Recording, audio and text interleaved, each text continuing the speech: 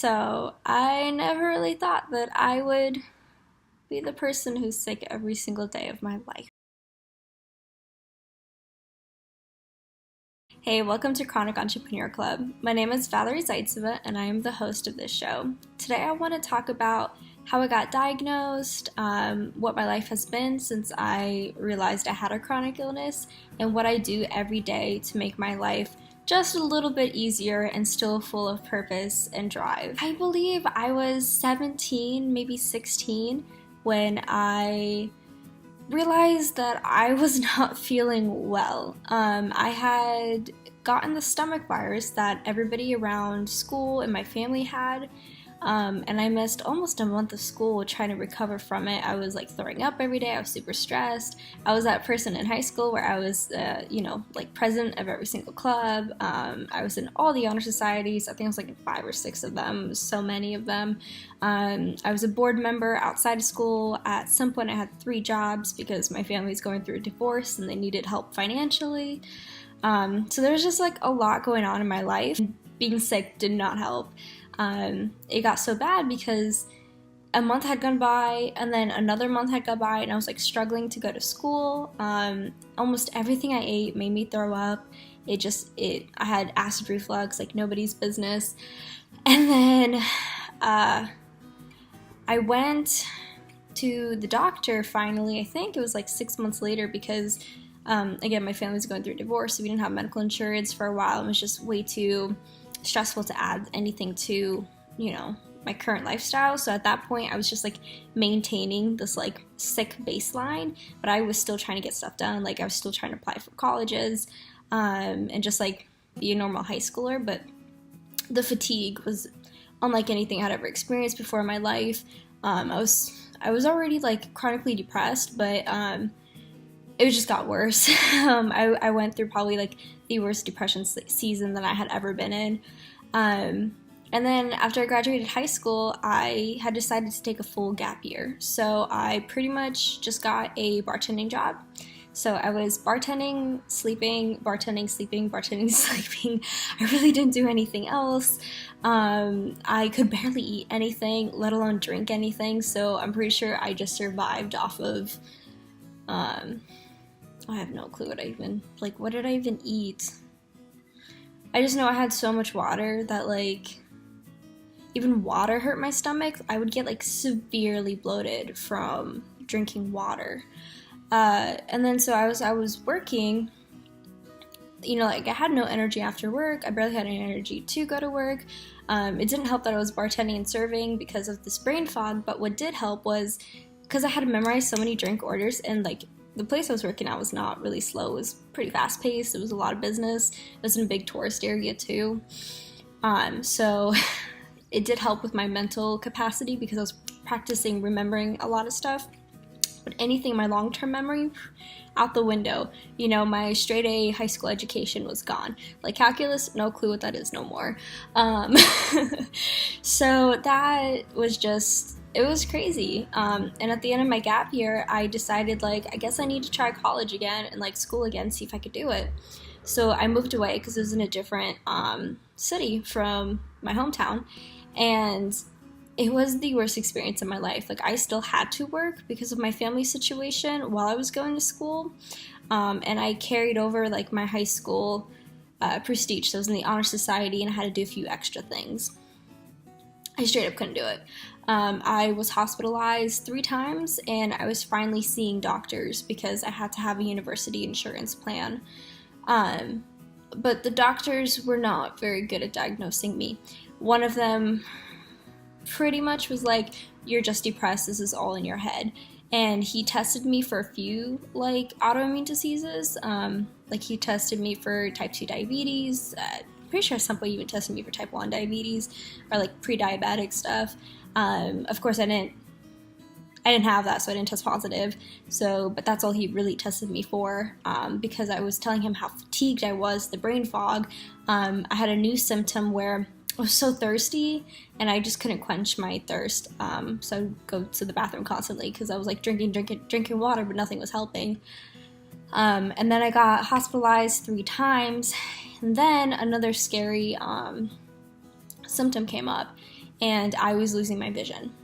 I came later to find out that my corneas had pretty much dried out, and my eyes weren't lubricating themselves enough. And so my mouth, my eyes and stuff, if a doctor had actually realized what was going on, they would have diagnosed me with Sika syndrome, which is a precursor to something like Sjogren syndrome, which is what I now have. But so I moved back home. I just quit university altogether. I took a whole semester off. And I went to a doctor. She decided to actually run a whole series of tests. I think I took out like 6 or 7 vials of blood, just to test for all these different autoimmune diseases. And almost everything came back negative. So that was not helpful whatsoever. Everything came back negative, and I was still having these problems. And she's like, "Oh, you just have mono, like Epstein-Barr, like that's all you have." And it's like, none of these symptoms are mono.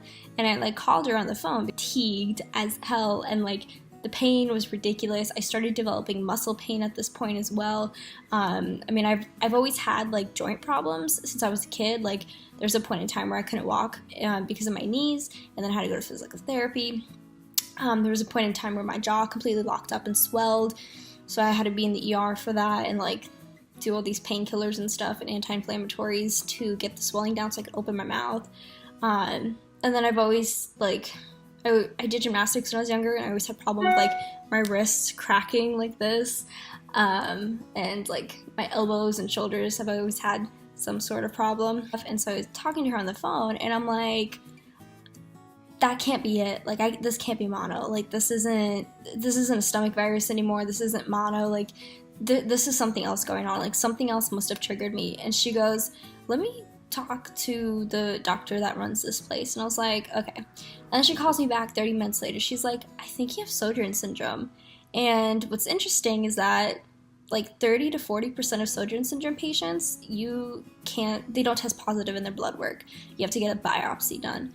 And even the biopsy sometimes comes back negative, but you still have all the symptoms and syndromes, because technically speaking, after I've done my own research, like it's in your muscles, and it's the way your autoimmune system reacts to it and to like your lubricating glands. So they'll do like a lip biopsy, for example, because that's where like you have saliva and lubricating glands in there. But in my eyes and stuff like that, like can't really do a biopsy without damaging like my eyes. Like I have silicone implants in my eyes right now to keep them from making me lose my vision. So she refers me to a rheumatologist. It took almost 8 months just to get on the wait list. And then it took another 4 months after being on the wait list to get my first appointment. And that appointment was so fucking life-changing for me. He's like, "Yeah, you have all the symptoms for Sjogren syndrome. We're just going to keep doing blood tests until you test positive, pretty much." And for me, that's like until I progress enough for it to be like, viable in my blood. And then he's like, "Well, I think you also have something more." So he does like the tests on me, and he's like, "You have fibromyalgia in 12 out of the 18 points. So your fibromyalgia is pretty much there." And he's like, "On top of that, you have tennis elbow, golfer's elbow, you have arthritis in your knees, in your wrist, I have tendonitis in my thumb." And he's like, "So you have rheumatoid arthritis as well." And I was like, I think I've always had that. So I wasn't too shocked at that one, but the fibromyalgia kind of shocked me.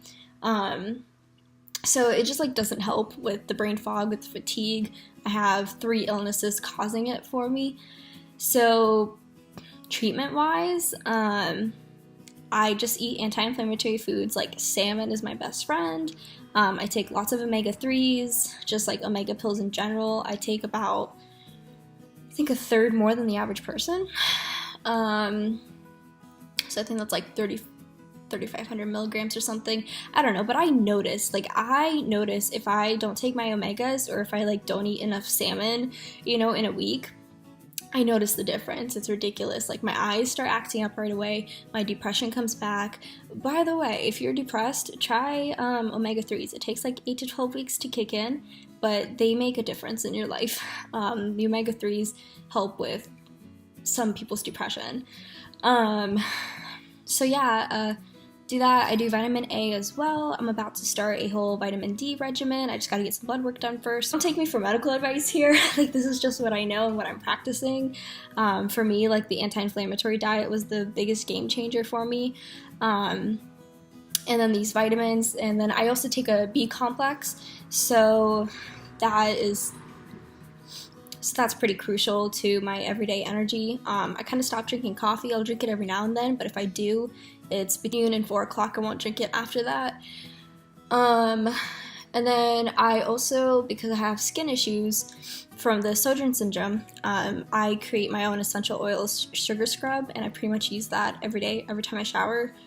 I use eye creams for my eyes. I sleep with a sleeping mask. I sleep with 2 braces on my hands for the arthritis and the tendonitis in my thumb, so my boyfriend thinks I'm like a Frankenstein or something. Yeah, I'm not the prettiest when I sleep, so it's a good thing y'all don't see that. And I just get a lot of rest. I drink a lot of water. Tea is my best friend. You know, tea and honey is so good. Especially anything with bergamot oil, because that helps with depression and stabilizing mood, and it's also anti-inflammatory, so it's really good for you. I also run a business from home, and that helps me because I get to kind of work on my own hours. And it's not so much like working my own hours that keeps me like good, but it provides some sort of consistency, and it provides a goal to work towards, and that keeps my motivation and depression away. If you're kind of independent enough that people require you to like pay your own bills while you're chronically ill, like, there's really not much more you can do than get a job or make a business. And I'm gonna have my own strategy set up to be financially independent, so that like I don't have to work if I don't want to, or if I can't, you know, maybe my diseases will get so bad that I'm just completely bedbound. I don't want, like, you know, bills to be an issue. I know that there really isn't anybody who's gonna take it over for me, so I'm trying to take care of that now. But online business was a game changer. Like, I was bartending for so long, and on top of that, I did like marketing assistant, just working on my online business, growing that, replacing my income, setting up investments. That's my next thing, really, is to get a whole bunch of investments going, so that I don't have to worry about money. Passive income, pretty much. I like the concept of that. If you want to know more about this, you can email me at support@chronicentrepreneur.com.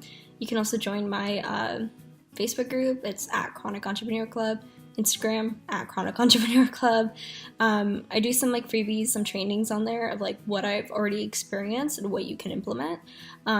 If you want like further direction, I do offer business coaching. So if you're interested, let me know. I only take on 3 or 4 people at a time because of my energy levels. But it's definitely an option if you want to, like, if you're in the same place, you're ambitious enough to be able to go out and do this, and you want to pretty much take care of yourself, you know, come join me.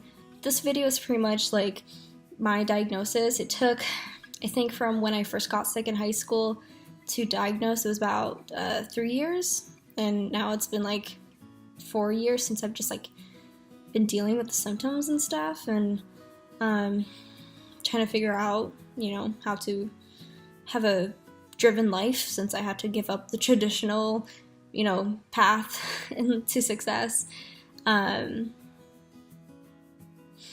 Yeah, what about you? What about you guys? What chronic illness do you have? What do you do? Are you working? Are you not? Are you trying to become financially independent? Do you have somebody taking care of you? Hey, thank you so much for watching my video. If you'd like to see more content like this, go ahead and subscribe and like that thumbs up button, so that I know you like this kind of videos and this content, and I'll make more of it. If you want more resources or more help, join the Chronic Entrepreneur Club on Facebook and on Instagram. The links are in the description below, and thank you so much for being here.